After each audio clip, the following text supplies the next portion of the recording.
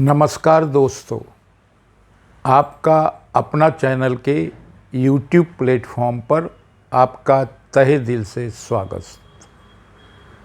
दोस्तों, nationalist Congress party के मुखिया या कहिए राष्ट्रीय अध्यक्ष शरद पवार से राजनीति में नैतिकता और संवेदना की तो कहीं उम्मीद नहीं की जा सकती है। उन्होंने अपनी अब तक 6 दशक की राजनीति में केवल जोड़ तोड़ और नफ़ा नुकसान का ही विचार किया है। हालांकि उन्हें इतने लंबे अरसे से राजनीति करने के बावजूद और उम्र के जिस पड़ाव पर खड़े हुए हैं वो 82 वर्ष के हो चुके हैं। अपनी उम्र का लिहाज करते हुए ही जो भी बयानबाजियां हैं उसका कुछ तो ख्याल रखना चाहिए, अपनी मर्यादाओं को समझना चाहिए और उनकी बयानबाजी ऐसी अटपटी नहीं होनी चाहिए कि जो उनको ही कटघरे में खड़ा कर दे। और ये बयानबाजियाँ वो अक्सर करते चले आ रहे हैं इस तरह की, जिससे जो उंगली वो दूसरों की तरफ उठाते हैं, जो एक उंगली दूसरों की तरफ उठाते 4 उंगलियाँ उनकी तरफ उठ जाती है।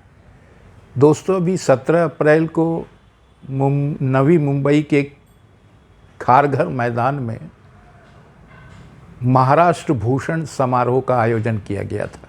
आपको अच्छी तरह याद होगा। उस समारोह में महाराष्ट्र से लाखों लोग पहुंचे थे। चूँकि ये गर्मी का मौसम है, तेज गर्मी हो भी रही है। जैसा कि बताया गया, उस दिन वहाँ का टेम्परेचर 42 डिग्री था। इस गर्मी के बावजूद महाराष्ट्र के कोने कोने से करीब 15 लाख लोग उस समारोह में शिरकत करने के लिए पहुंचे थे। अब सरकारी कार्यक्रम महाराष्ट्र भूषण प्रदान किया जाना था और लोगों में इस कार्यक्रम को लेकर वैसे भी भारी उत्सुकता थी। हालांकि कार्यक्रम का समय 11 से 1 बजे तक का रखा गया था, मगर लोगों का वहाँ आने का सिलसिला सुबह से ही शुरू हो गया था। कार्यक्रम थोड़ा विलंब से चला और इस कार्यक्रम के लिए केंद्रीय गृह मंत्री अमित शाह भी पहुँचे हुए थे। मुख्यमंत्री एकनाथ राव शिंदे तो थे ही और उप मुख्यमंत्री देवेंद्र फडणवीस भी थे। मगर चूँकि थोड़ा दोपहर का वक्त था, इस नाते कुदरत का कोप हुआ, यानी प्रकृति का कहर हुआ और लू लगने से 14 लोगों की मृत्यु हो गई और करीब 100 लोग बीमार हो गए। अब हालांकि इतने बड़े मजमे में, इतने बड़े जमावड़े में व्यवस्था संबंधी कुछ खामियां तो रह ही जाती है, उससे इनकार नहीं किया जा सकता है। और इस खामियों के लिए इस आयोजन के पीछे जो भी लोग थे उन लोगों पर तो उंगली उठनी ही है, लाजमी है, स्वाभाविक है। मगर जो इसको लेकर सियासत की जा रही है वो सियासत गले से नीचे उतरने वाली नहीं है। अब विपक्ष के लिए चूँकि मौका मिला तो विपक्ष तो सियासत करेगा ही, मगर वो व्यक्ति इस पर सवाल खड़े करे जो खुद संवेदनहीन है। शरद पवार साहब तो पिछले कुछ दिनों से चुप्पी साधे हुए थे इस कार्यक्रम को लेकर या इस घटना को लेकर, मगर कल उन्होंने ये कहा कि भाई इस कार्यक्रम में जो कुछ भी हुआ, जो भी हादसा हुआ है, उस हादसे के लिए पूरी तरह से मुख्यमंत्री एकनाथ राव शिंदे जिम्मेदार है। उनकी व्यवस्था में जो खामियां उन्होंने बरती उसको जिम्मेदार ठहराया जा सकता है। मगर शरद पवार साहब ये कहते हुए आपको एक बार भी याद नहीं आया कि आप 114 लोगों की जान ले चुके हैं। जी हाँ, 23 नवंबर 1994 को नागपुर में एक दिल दहलाने वाला हादसा हुआ। गोवारियों के मोर्चे में भगदड़ मची और उस भगदड़ में 114 लोगों ने अपनी जान गंवा दी। उन जान गंवाने वालों में बच्चे, बूढ़े सभी हैं। और इस घटना की यदि कोई किसी पर जिम्मेदारी डाली जा सकती है तो उस वक्त के महाराष्ट्र के मुख्यमंत्री शरद पवार को ही जिम्मेदार ठहराया जा सकता है, क्योंकि नागपुर में विधानमंडल का सत्र चल रहा था और विधान भवन पर आदिवासियों के करीब 50,000 लोगों का मजमा दस्तक देने के लिए पहुंचा था। हालांकि उस मोर्चे को विधान भवन जाने से रोक दिया गया। उस मोर्चे का केवल इतना भर कहना था कि भाई हमको जो आदिवासी विकास मंत्री है मधुकर पिचड़, उनसे मिलने दिया जाए या हमारे मंत्रिमंडल को उनसे मिलने की अनुमति दी जाए। मगर हमारे जो शरद पवार साहब जो उस वक्त सदन में थे वहाँ, उनको आदिवासियों से कतई भी लगाव नहीं था। उन्होंने बाकायदा इस बात की उपेक्षा की, उन आदिवासियों की उपेक्षा की। हालांकि उनको पता चल गया था कि बहुत विराट मोर्चा है, 50,000 60,000 के करीब आदिवासी, ग्वारी आदिवासी वहाँ पहुँचे हैं। उन ग्वारी आदिवासियों का वो मजमा देखकर शरद पवार साहब ने और बेरुखी ये कर ली, ओढ़ ली।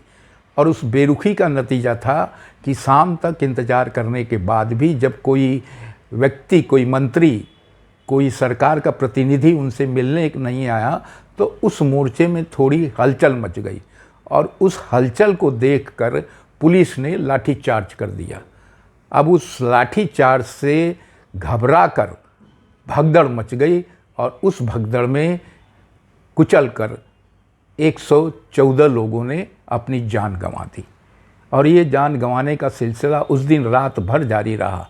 और उस बीच जब हम लोग विधानसभा में कवरेज करने के लिए बैठे थे, हम पत्रकार, मैं चूँकि लोकमत समाचार की ओर से वहाँ कवरेज करने के लिए गया था, जब हम पत्रकारों ने उस वक्त ये सोचकर जैसी घटना की जानकारी मिली तो इस संबंध में मुख्यमंत्री शरद पवार साहब की से जानकारी लेने के लिए जैसे ही दौड़े उनके चैम्बर की ओर तो पता चला कि शरद पवार साहब मुंबई के लिए उड़ान भर चुके हैं। और जैसे ही शरद पवार साहब मुंबई पहुँचे, उन्होंने वहाँ जाकर जो वक्तव्य दिया, वो वक्तव्य तो और भी उनकी निष्ठुरता को, उनकी संवेदनहीनता को दर्शाता है। उन्होंने वहाँ जाकर कहा कि इस सारे हादसे के लिए यदि कोई जिम्मेदार है तो जो मोर्चे का नेतृत्व था, उनके नेता गजबे तो थे, वो नेतृत्व जिम्मेदार है। उसको मोर्चा संभालने का जो तरीका होता है वो नहीं मालूम था और इस वजह से उन्होंने अपने मोर्चे में बच्चों और बूढ़े लोगों को आगे रखा था, जबकि इनको आगे नहीं रखना होता है, इनको कहीं पीछे रखना होता है। यानी मोर्चा के जो आयोजक थे उनके ऊपर इस हादसे का ठिकरा फोड़ दिया। ये है हमारे शरद पवार साहब। जबकि उनको यदि इस हादसे का पता भी चला था, इतने लोगों की मृत्यु का समाचार भी मिल चुका था, इसके बावजूद उन्हें नागपुर में रहकर उन लोगों से मिलना चाहिए था जो अस्पताल में भर्ती थे, जो घायल लोग थे।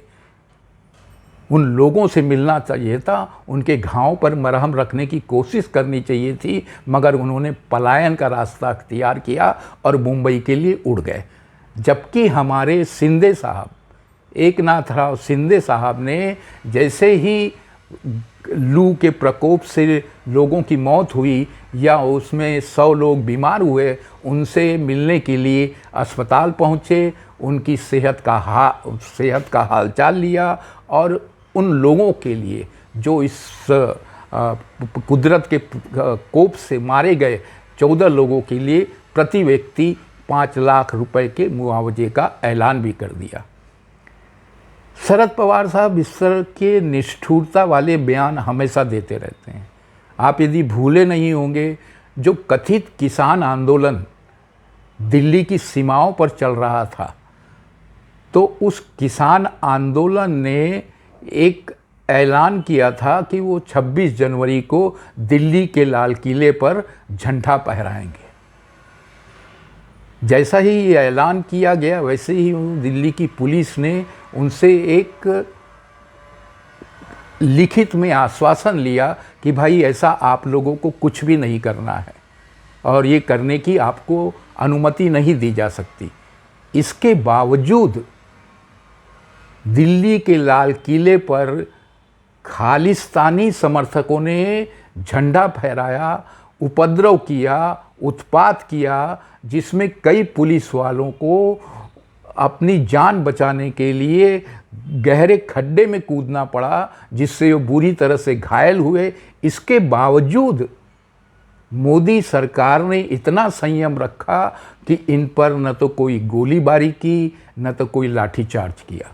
सोचिए बाप, उस कथित किसान आंदोलन, जो कहा जाता है कि वो किसान नहीं थे, वो केवल बिचौलिए थे, वो खालिस्तानी समर्थक थे, उस घटना के बाद हमारे शरद पवार साहब ने अपने वक्तव्य में कहा था कि मोदी सरकार को किसानों से निपटना नहीं आया, आंदोलन को शांतिपूर्वक ढंग से निपटा जाना चाहिए था।